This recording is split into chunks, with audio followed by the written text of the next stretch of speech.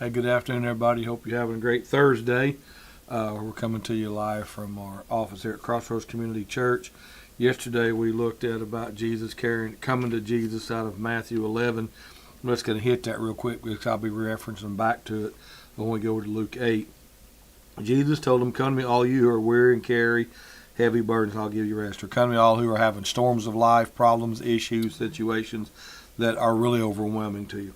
Take my yoke upon you, not the world's, not a church yoke or anything like that. Let me teach you. That's saying, learn from me. Someone will say, learn. Look at me, learn from me.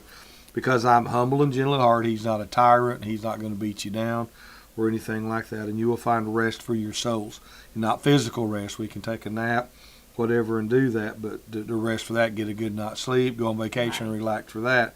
But it doesn't do anything for our souls. For my yoke is easy to bear, and my burden I give you is light. It's not something that another storm to place you in or overwhelm you in that. Okay, Luke chapter 8, just so I want to reference that because I'm going to go back to it quite a bit.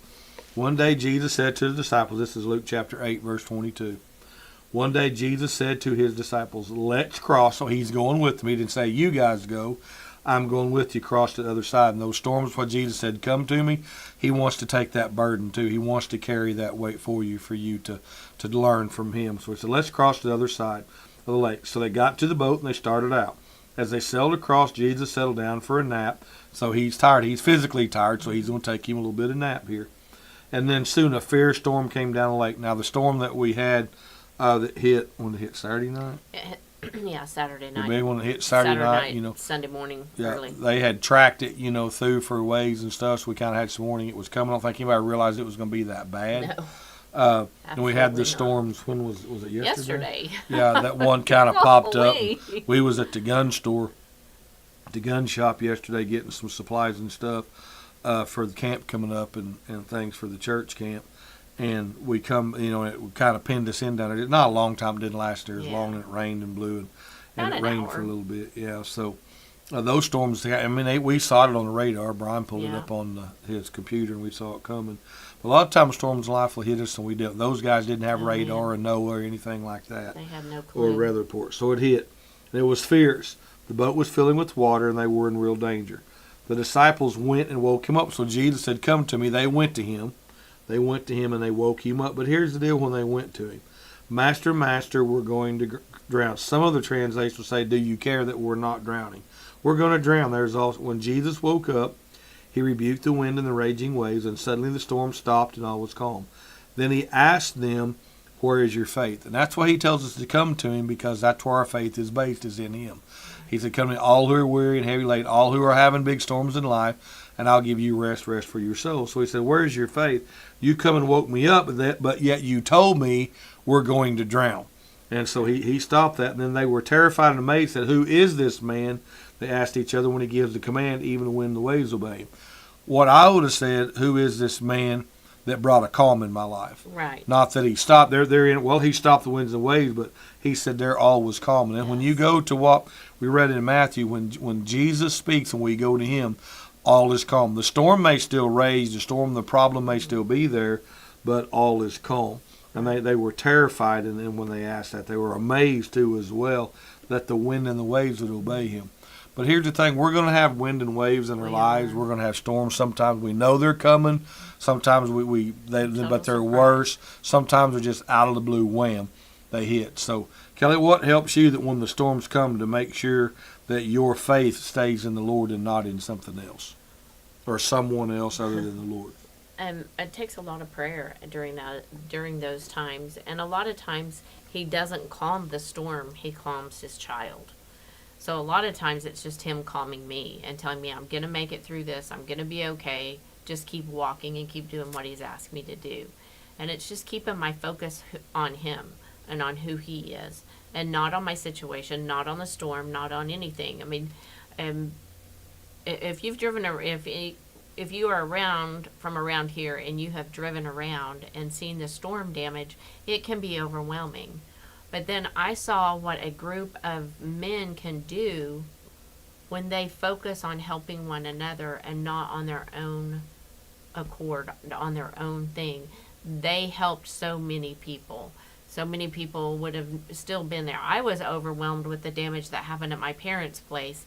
I didn't know how I was going to clean it up. I drove by there today, and it is cleaned up, and I was in tears. They didn't have to do that for me, but they did it. And again, it's just in that storm, keeping our focus on Him and allowing Him to move the puzzle pieces that need to be moved. That's right. When you see like that, we could see the physical damage Yes. of that windstorm. There's tree. Olton really got hit hard. And So bad. other places, parts of Yale got knocked, the whole town like Olton got. They had parts that was really bad, kind of in bits and pieces there, but Olton got hammered pretty much overall. The whole town pretty much got it. town. But you can see that damage. You could see that storm coming. They had a man lost his life and a tree come down on his house, unfortunately. And so pray for that family as they have to deal with that now. But it's the storms that we can't see in people's eyes. We wonder, why are they acting this way? Why do they seem sad, mad, or why do they respond so sharply or whatever? Because there's a lot of storms in people that, like, you can see all them trees down. There's trees down in their minds. There's a lot of things that are uprooted inside them that we know nothing about because, one, people's scared, ashamed, fear, doubt, worry if I really open up and tell people why I like him or why I'm hurting or why the mess will make it worse. And sometimes some people will make the mess worse. I get it. I've been there. I've gone through things. I wished I wouldn't have opened up and talked to some people. And other times I wished I'd have went to someone and opened up and talked to them. But here's the thing with Jesus, and how I read or see something that somebody tells me is a lot of times we go through it from our experience. Okay, I experienced that, but I did this. But also, I'm not them. My experience is, no one's experience is exactly the same. You might have got divorced. They might have got divorced. And it's a different experience. You might have lost a child. They lost a child. Yeah, you lost a child, but it was a different experience in how they dealt with that. You've had cancer, or a spouse, or a mom and dad's dead or sick, whatever it is. Everybody goes through the way they experience it. And that's why when you come to Jesus, He understands the experience. That's why He said, learn from me. That's why I said when the Spirit of truth comes, He will lead you and guide you into all truth. Well, what's truth?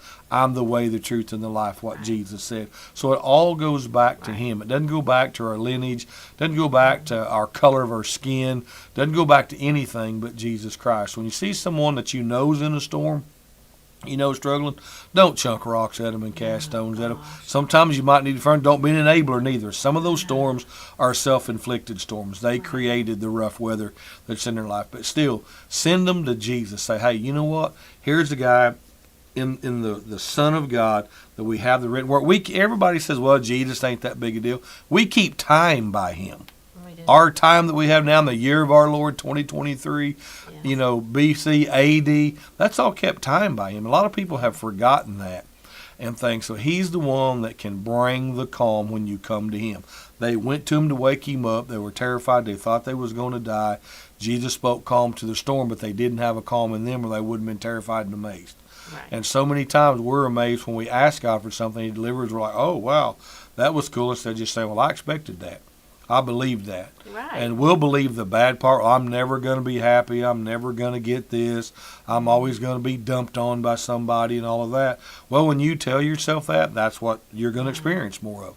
You'll miss out on the good things and the calm. Like Kelly just said, He may not calm the storm instantly like He did that physical storm, but He can calm you in the storm and get you through that storm. So God bless y'all. Thank you for tuning in. We'll be over in James tomorrow to wrap this up about faith and then what James says faith is and how our faith is really an action word and not a passive word just to sit back and say, okay, God, I'm trusting You and not do nothing or anything like that. And we'll be over there, Lord willing, tomorrow.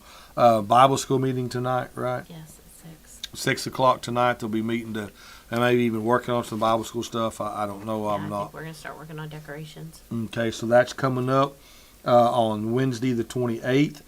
So that's next Wednesday. Bible school will start. So come out to that. If you got a kid that wants to come, call, get them registered and all those things like that. Registration will start at 5:30 on Wednesday.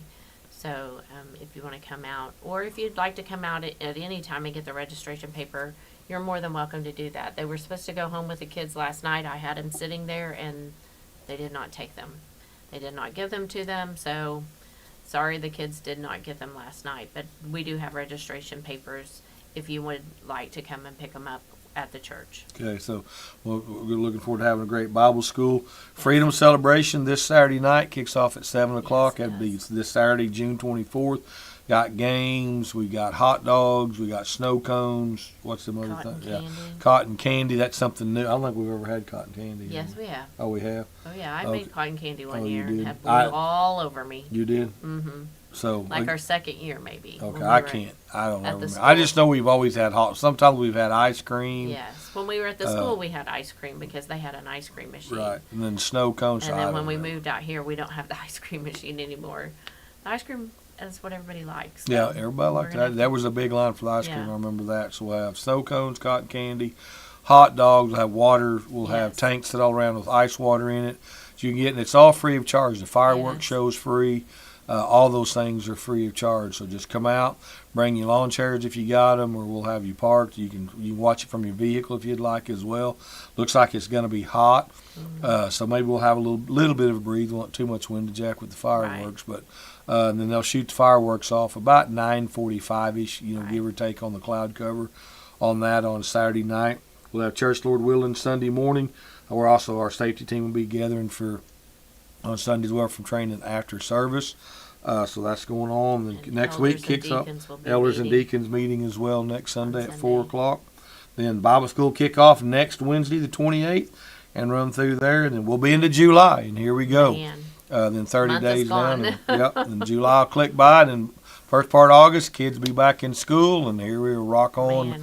again and start it all over again with them. So God bless you. If we can help you in any way, holler at us, 918-399-5956. Text is the best way to do that. If you know somebody that's struggling through these storms, I know a lot of people with the power, the length that the power was out. This wasn't just a 2 or 3 hour event. This has No, been 2, it 3, wasn't. 4, 5 day event. There's still For people some, without There's electricity. still people without some, so and they can't afford to go back and buy food. We No. have a lot of canned goods, Yes, green we beans, do. corn, that stuff. If they're having a hard time cooking, we've got quite a few Vienna Spam. sausages, spam, potted meat. Yeah. Some people can't stand that, but I promise you, it will keep you alive. I'm not Yeah. saying it's the most healthiest food to eat, but it's better than But we eating have it. nothing. You can pop the top. You can take that little, I just call it fat, but I guess other stuff. You can peel that off, wipe it on crackers, so you've got you a little bit of gravy to go with that, Kelly. And I eat them. I've got real hungry over here before I run over Yeah. and grabbed a can and ate them with some crackers. I If I'm lived hungry, on I'll them things. probably eat them, So but they're good. you know, when you're hungry, you'll eat just about anything. They're good. They, So they will fill your belly. Yep, we've got some of that stuff. So if we can help you out, holler at Yes. us, and we'll do all we can to help you out with that. So just let us know. Toothpaste, toothbrush, we got quite a bit of that. Yes. Some hygiene needs, soap, things like that. So if we can help somebody out, let us know. We'll be willing to do that. So God bless y'all. I hope you have a great Thursday. It's hot. Check up on if you got guys out cleaning up branches or your yard Right. work, elderly people that may not have power. I know I've heard of a couple of deaths around the state from some elderly people that got too yeah, hot it's too- with no power. it's So too check much. on people and see if you can help them out. I mean, it's not no good bringing them a fan if they ain't got electricity. I'm not saying that, but Yeah. you can move them in or let them know or whatever if they need a cool place to go for a while. Holler at us. We can take some people out here and put. We can't not spend the night, but if they need to come through the day or whatever Right. and do with that, so just let us know. So God bless y'all. Remember, it's faith over fear, Christ over crisis, and you can remain calm in the chaos.